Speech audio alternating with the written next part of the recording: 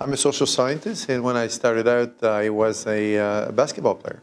I got hooked, by psychology and did a master's initially in sports psychology, and then got into social psychology, did a PhD, and then did the postdoc at University of Waterloo. Went to Quebec after the year at Guelph, and I've been at University of Quebec in Montreal since that time, except for a year when I was at McGill University. Right now we have excellent support. I have a Canada Research Chair on motivational processes and optimal functioning.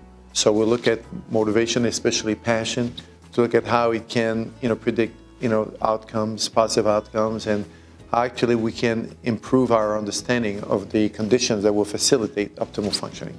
I've been doing research on motivation and intrinsic and extrinsic motivation for years.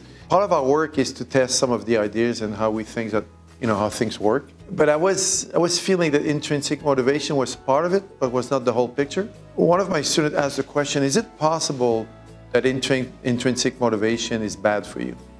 I said, wow, yes.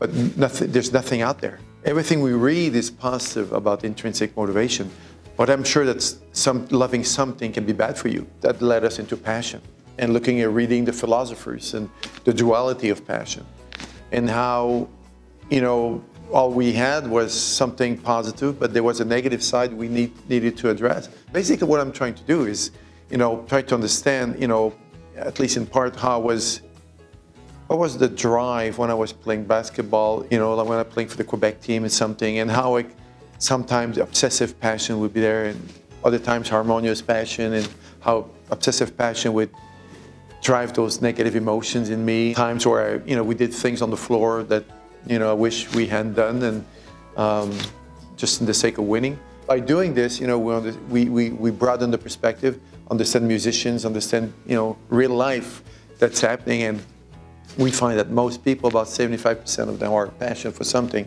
I take very few students, and I graduate like 100% of them. So I take only a few and work every day, or basically, and I tell them it's ahead of time. This is what you're getting into. Are you willing to engage in this? If I hear, well, I'm not sure, so thank you for your time. Some years I don't take students, other years I take one, sometimes two. This sounds it's far-fetched, but it's true. When people when they complete their program, they usually have between 15 and 20 publications. So we've done well, and the students, for me, a good positive sign is that they always come back to the lab and want to engage in conversation of some sort, or even collaboration. So I've been lucky. Good students, and we've had good relationships.